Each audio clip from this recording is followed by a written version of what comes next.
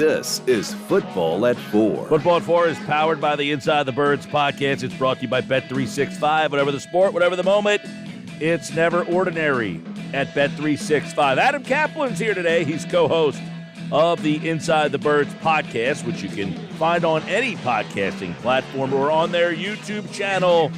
Just search Inside the Birds. An Eagles loss to the Giants, a very disheartening loss because of the way that loss went down, some of the injuries that occurred in the loss as well. And Adam Caplan is here. Is this a collapse? And can they regain what they had going when they had a 10-1 mark to start the season? Let's bring him in. Adam Caplan is with us here on another edition of Football at 4. What's going on, Adam? Mike, good to talk to you. You know what's interesting? This just happened, and we usually don't talk about point spreads, and I don't understand this at all. I was actually talking about this on Sports Grid yesterday with Scott Farrell, but the line over the last couple hours moved from Eagles 2.5 to Eagles -3. With all of the injury issues the Eagles have and how badly they've been playing, we'll get into that. Why would the line move? So the money is clearly coming on the Eagles, because you know how Vegas, you know how the lines makers do it. If the money's coming too heavy on the Eagles, they're going to make them a bigger favorite to line up money on the other side, so the books don't get taken. That does surprise me a little bit. Yeah, I know a lot of people seem to be surprised that they were even the favorites in this game, but I think that gives you a little regional recency bias of how down Eagle fans are on this team, is the fact that they opened up as a favorite, and here they are up to 3 points now.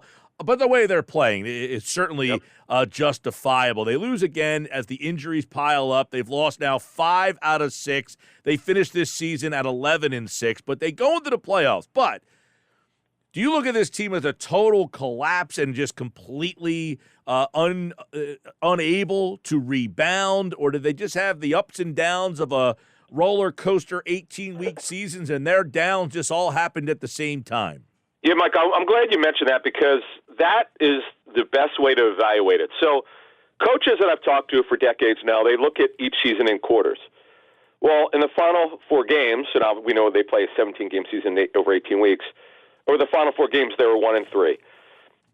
The bad loss at Seattle, where they blew that game.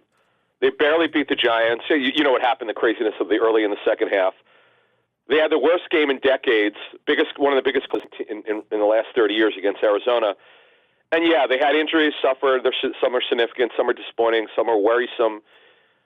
And then they look bad they really look bad for the guys who played. And the other thing which we can address, I didn't have in my notes, but I'd like to address, is the oddness of the rotations and the decision to rest Fletcher Cox, but yet play starters. I know you can't rest everyone, but the way they line up their roster, Mike, for that game against the Giants, they clearly looked like they were trying to win, but yet you rested Fletcher Cox. I didn't quite understand that. Yeah, I was an advocate of just – and look, doesn't mean I'm right. It's just my opinion that I probably would have sat most of the key players, especially the older guys. And I thought the fact of the matter was this: Dallas was not going to lose the game.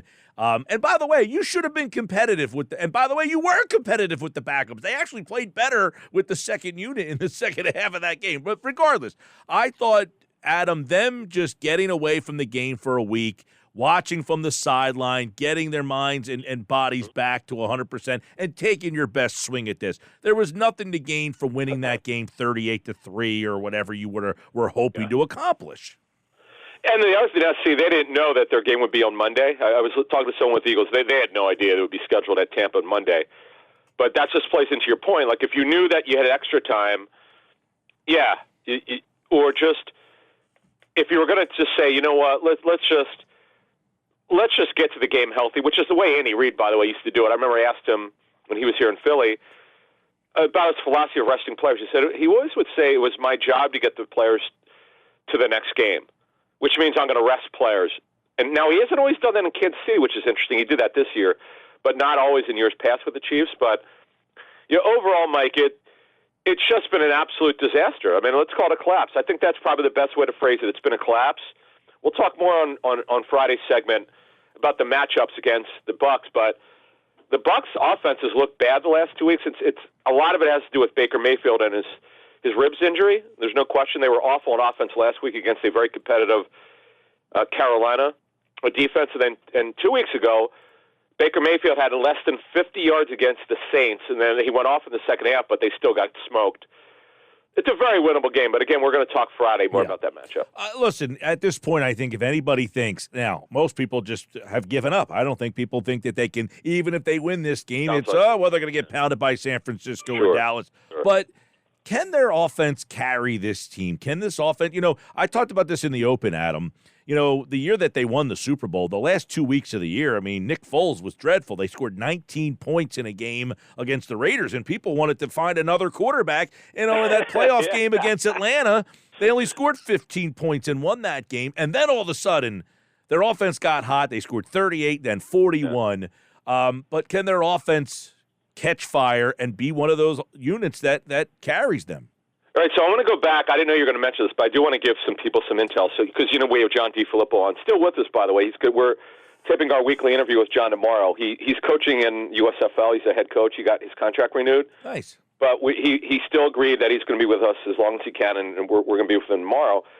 And John, throughout the season, he's given us so many anecdotes and stories we didn't know about that 17 team. We actually brought it up, Mike, as you did. So, obviously, Wentz gets hurt. Foles starts the game with the Giants. He has 4 touchdowns. He was terrible against the Raiders, that Monday night game on Christmas, if you remember, Week 16. And Week 17, remember, this is before the 18-week season. Week 17, awful. Now, Frank Reich, we're told, actually called plays that game. I want to ask John if that's true. That's what I heard. He would know, but it was a disaster. They got shut out at home.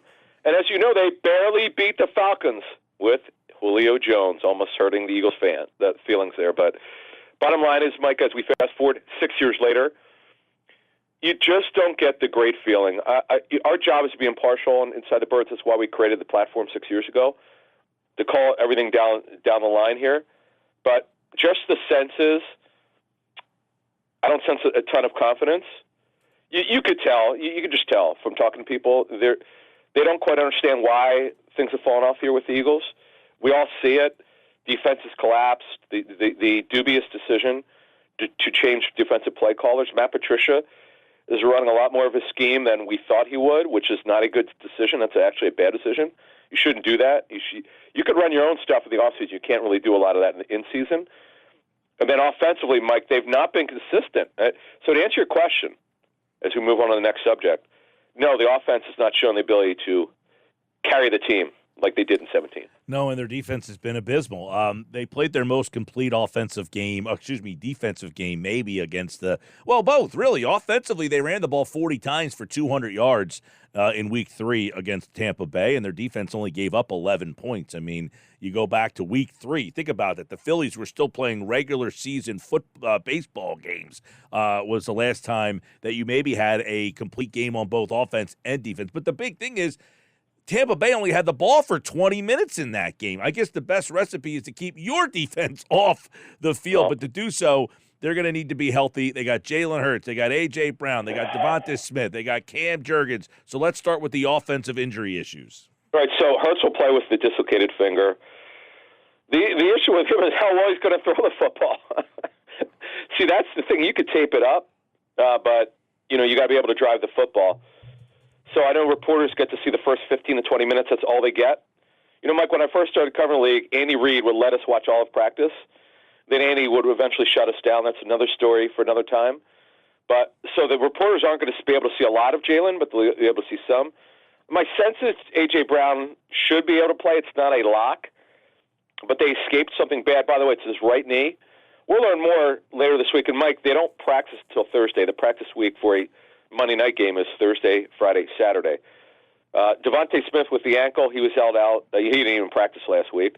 All indications are that he'll be able to play. I don't know anything about the Cam Jurgens eye injury. I don't really know much about it. I don't know if the game meant anything. Could he been cleared to play? I don't know that. We'll know more later this week. Darius Slay, what we talked about in Inside the Birds when we heard about this, I still believe it's true. They expected him to play. But, Mike, a little nugget for you. Why did he not practice Friday? He worked Wednesday and Thursday. This past Friday, he did not practice. Now, was this planned because they knew he wasn't going to play? Maybe so. We don't know. And we know about Sidney Brown's ACL injury. That sucks. He really showed something, Mike. It's just awful. you don't even know if he'll be ready for the start of next season. Hopefully, though, that it's a clean ACL reconstruction, that there's no other associated issues with it. Reed Blankenship's groin injury, we don't know the severity of it. People could say, oh, it looks like he'll play. I don't know that. I looked into it. The person I spoke with said, talk to me later this week, so we're going to look into it. But, man, just think about it, Mike. With Sidney Brown out for the season, Justin Evans out for the season, it's Kevin Byard and Tristan McCullum was on the practice squad if Reed Blankenship cannot play. I thought McCollum actually played pretty well. He was one guy that was all over the place when he got his opportunity. He's pretty small, though. I guess that would be one of the issues for him. 6'1", but his brother is the third corner for the Bucs, Zion. Oh, pretty cool that they get to face off here in a playoff game. Blankenship, groin. We saw that play happen in the end zone on the interception, right? I don't remember the exact play, Mike, but he's just got to be able to run. See, that's why I'm not willing to put the thumbs up. He's got to be able to run. Now, I'll give you another nugget. If the guys, I know the way it works with coaches in the playoffs. If the guy could get out there and be limited, almost certain to play. If he can't, then you're concerned. So if all these guys we mentioned, other than, of course, Sidney Brown, could work, they're going to play. I mean, that's just, there's no tomorrow, you play. It's extremely rare for a player to even to be limited, but not getting clear to play. That's just the way it goes in the playoffs. Not so in the regular season. But in the playoffs, when you're one game away having your season ended, you would almost always expect these guys to play. Adam Caplan from the Inside the Birds podcast here on Football at 4. Buccaneers, as we mentioned, 25-11, week 3, ran the ball 200 yards. I remember that game pretty vividly because going into that game, it was, they got this great run defense, Vita Vea, and they went for 200 yards. Does Nick Sirianni bring his inner 2021 back and say, you know what, let's just run the ball again? Well, a couple nuggets for you. Carlton Davis, who's their top corner, he didn't play in that game due to injury. Vita Vea, I'm told, had a calf injury. It was lower body. I believe it was a calf. He played hurt in that game, did not play well. Kalijah Cansey, their outstanding rookie, a first-round pick, did not play in that game. I don't want to take anything away from the Eagles because they were awesome. By the way, Mike, it was not just offense. Their defense dominated. Baker Mayfield looked terrible. They pressured him. See, this is the craziness of the Sean Desai situation. Their defense was really good for a while, and we knew it dropped off. It started to drop off, no doubt, and now it's collapsing. It's an embarrassment. But this defense crushed the Bucs. They couldn't do anything, Mike. And the Eagles, by the way, never trailed in that game at Tampa where they won 25-11. Yeah, that was, I don't know about you, but that might be the most complete and dominant performance. That or Miami, right? One of those two games. Well, Miami was a little different. Now, Miami did not have Xavier Howard in that game, their best corner. They came in very banged up, and that was in Philly. This game, I agree with you, Mike. Sure, they ran the ball well. Now, I give them credit for staying with it. Coaches in today's NFL, typically, if you're not a run team, you're not going to stay with it. The Eagles will always be a passing team with this personnel and this owner. But, hey, look, they ran it well. Swift ran for over 100. He looked great. This is before Hurts got hurt, by the way. He had 10 rushes in that game. And Gainwell had 14 carries, but they ran for over 200 yards. And, by the way, it's not like they didn't have any explosive plays. A.J. Brown went off in that game for 9 for 131. And Zacchaeus had that really nice touchdown, remember, on the scramble drill? This is a great performance, Mike. You're right. This is a complete performance on both sides of the football. Yeah, I think that was the first game of Brown's streak of 125 or more yards. I mean, that game started it. He went from 131, 175, 127, 131, 137, and 130. And we haven't really seen. He had 114 against San Francisco, but he really has not had anything close to those weeks. You're going back to week 7 where he really – because the game he had 114 was against San Francisco, so not a huge impact. So he has not had an impactful second half of the season, not nearly as much as he did in the first half. Yeah, and that's sort of like people in Buffalo talk about what happened to Stephon Diggs the last 2.5 months, though he did well in the game against Miami this past weekend, but he had been quiet for over 2 months. I don't have a great answer for you, Mike. This is something that has been mind-boggling, how his numbers have gone down here. I know Hurts does not play well. I know it's Alvin Hurts from it. He's a big part of it. But the coaches have to do a better job of getting this guy open. They run certain plays that have always worked, Mike. And we'll have an off-season self-scout for the Eagles. It'll be extensive. One of the things I will tell you is there's certain things that are unstoppable with A.J. Brown. the bang eight play, which is the slant over the middle, where you get him going forward, and with his body he shields off the defender. This is the Titans play that they ran so well for years with him. I don't know why they're not doing more of that. Every once in a while they run it, but no one could stop A.J. Brown when he's going forward in the open field because he's just too strong. They have to figure it out with him. And here's the thing about Tampa Bay. Their defense has gotten better lately, no doubt, but it's nowhere near where they thought it would be. It's competitive, but it's beatable. There are plays to be made. And look, they found them in the first match in week 3. I know Carlton Davis did not play their best corner, but he's back. And from what I understand, the early word on the Bucs injuries is they're relatively healthy. It's going to be tough, and I'm telling you, folks, Eagles should not be a favorite. My personal line would have been the Bucs -2. So if you like the Bucs, take the money line right now. There you go. Adam Caplan from the Inside the Birds podcast, and they'll have more this week. And, of course, we'll have more on Football at 4. Jeff's here tomorrow, Andrew on Thursday, Adam's back on Friday. Well, we'll take a closer look at some of the matchups that could really make or break this super wild card matchup, which is Monday night right here on 97.3 ESPN. All right, Adam, appreciate it, pal. Sounds good. See ya. Adam Caplan, everybody, here on Football at 4.